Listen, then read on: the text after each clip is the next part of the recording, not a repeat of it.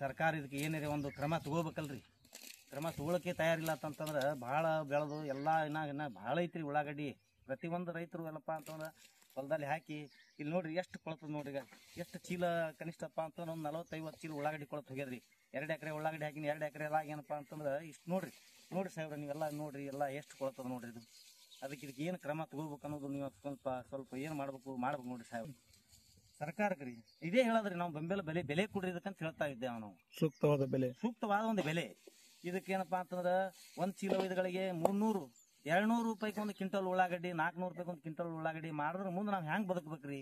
ಇದ್ರ ಲಾಗೋಡಿ ಎಷ್ಟು ಆಗ್ಯದಪ್ಪ ಅಂತಂದ್ರೆ ನಾವು ಹೇಳೋದು ಕನಿಷ್ಠ ಅಂದ್ರೆ 2 ಎಕರೆ ಹೊಲಕ್ಕೆ 50,000 ರೂಪಾಯಿ 70,000 ರೂಪಾಯಿ ಲಾಗೋಡಿ ಆಗ್ಯದ್ರಿ.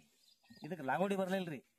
ಮುಂದೆ ಮಾಡೋದು ಹೆಂಗ್ರಿ? ಇಷ್ಟು ಉಳ್ಳಾಗಡ್ಡಿ ಒಯ್ದ್ರು 40-50 ರೂಪಾಯಿ ಬಂದ್ರೆ ಇನ್ನೂ ಲಾಗೋಡಿನೇ ನಾವು ಉಳಿತದ್ರಿ. ಅದ್ರಾಗ ನಾವು ಮುಂದೆ ಮಾಡೋದು ಹೆಂಗ್ರಿ ಹೇಳ್ರಿ? ನೋಡ, ನಮ್ಗೆ ರೈತರು ಬೆನ್ನೆಲುಬು ಅಂತ ಹೇಳ್ತಿದ್ದಾರೆ ಸರ್ಕಾರ. ಪ್ರತಿಯೊಂದಕ್ಕೆ ಏನಪ್ಪ ಅಂತಂದ್ರೆ ಮಾಹಿತಿ ಹಿಡಿದು ನಾವು ರೈತರು ಹಂಗದಾರ, ರೈತರು ಹಿಂಗದಾರ, ರೈತರು ದುಡಿದ್ರೆ ಅನ್ನ ಬರ್ತದ ಅಂತ ಹೇಳ್ತಾರೆ. ರೈತರ ಬೆನ್ನೆಲುಬು ಯಾವ ಸರ್ಕಾರ ನಿಂತದ ಹೇಳ್ರಿ? ಇವತ್ತು ಕಾಂಗ್ರೆಸ್ ಸರ್ಕಾರ ಬಂದ್ರು ಅದೇ, ಮೋದಿ ಸರ್ಕಾರ ಬಂದ್ರು ಅದೇ. ಯಾವ ಸರ್ಕಾರದವರು ನಮ್ಗೆ ಯಾರಿಗೂ ಬೆನ್ನೆಲುಬಾಗಿ ನಿಂತೇ ಇಲ್ಲ, ನಿಂದ್ರೂ ಇಲ್ರಿ. ಇನ್ನು ಮುಂದೆ ನಿಂತಿಲ್ಲ, ಹಿಂದೆ ನಿಂತಿಲ್ಲ, ಮುಂದೆ ನಿಂದಿರ್ತಾರೆ. ಇನ್ನು ಅದಕ್ಕೆ ಈ ಸರ್ಕಾರಗಳು ಎಲ್ಲ ನಮಗೇನು ಯಾವ ಫೈದೆ ಇಲ್ಲ. ಯಾವುದು ನಮಗೇನಪ್ಪ ಅಂತಂದ್ರೆ ಕೆಲಸ ಕೊಡುವಂಥ ಕೆಲಸ ಇಲ್ಲ. ಪ್ರತಿಯೊಬ್ಬರು ಏನು ಮಾಡ್ತಾ ಇದ್ದಾರೆ? ಉದ್ಯಮಿದಾರರಿಗೆ, ಮತ್ತೊಬ್ಬರಿಗೆ, ಮಗದೊಬ್ಬರಿಗೆ ಏನೇನೋ ಮಾಡ್ತಾರೆ. ಈಗ ಎಲ್ಲ ಜನರು ನೌಕರಿ ಮಾಡ್ತಿರ್ತಾರೆ, ಅವ್ರ ಪಗಾರಗಳು ಏರಿಸ್ತಾರೆ. ನಮ್ಮಲ್ಲಿ ಕೂಲಿ ಹೆಣ್ಮಕ್ಳದ್ದು ಪಗಾರ ನೋಡಿದ್ರೆ ನಮಗೆಲ್ಲ ಹುಚ್ಚು ಹಿಡೋದಂಗೆ ಆಗ್ಯದ್ರಿ ಸಾಹೇಬ್ರ. ಮುಂದೆ ನಾವು ಹೆಂಗೆ ಮಾಡ್ಬೇಕು ಅನ್ನೋದು ನಮ್ಗೆ ತಿಳಿಲಾರ್ದಂಗೆ ಆಗಿಬಿಟ್ಟದ. ಇಷ್ಟೆಲ್ಲ ನೋಡಿದ್ರೆ ನಾವು ಇಲ್ಲಿ ಪ್ರಪಂಚನೇ ಮಾಡಬಾರ್ದು. ರೈತರು ಹೆಂಗೆ ಬದುಕಬೇಕು? ಈ ಸದ್ ನೋಡ್ರಿ, ಇಲ್ಲಿ ತನಕ ಕೆನಾಲ್ ನೀರಿದ್ದು ಈಗ ಅವು ನೀರು ಹೋಗಿಬಿಟ್ಟು ಬಾಯಿಗಳೆಲ್ಲ ಬತ್ಲಕ್ಕೆ ಹತ್ಯಾವ. ಈ ಕಬ್ಬಿನ ಪೀಕ್ ಲಾಸ್ ಆಗ್ಯಾವ್ರಿ, ಈ ಉಳ್ಳಾಗಡ್ಡಿ ಲಾಸ್ ಆಗ್ಯಾವ, ತೊಗರಿ ಅಂತೂ ಪೂರ ಲಾಸ್ ಆಗಿ ಹೋಗ್ಯಾವ. ಪ್ರತಿಯೊಂದು ಹಿಂಗಾದ್ರೆ ಮುಂದೆ ಹೆಂಗೆ ಮಾಡೋದು ನೋಡ್ರಿ ಸಾಹೇಬ್ರ. ಏನ್ರಿ ಸರ್ಕಾರ ಇದಕ್ಕೆ ಏನಿದೆ ಒಂದು ಕ್ರಮ ತಗೊಳ್ಳೇಬೇಕು, ತಗೋಬೇಕ್ರಿ ಇದಕ್ಕೆ. ನಿಮ್ಮ ಹೆಸರು? ನಮ್ಮ ಹೆಸರು ರೀ ನವಾಬ್ ಸಾಹೇಬ್ಲಾಲ್ ಬಳಗಾನ್ ನೋಡ್ರಿ. ನಾವು ಇವರು ಉಳ್ಳಾಗಡ್ಡಿ ಏನ್ರಿ ಆಗ್ತಂತ ನಾವು ಮಾಡಿದ್ದೆವು.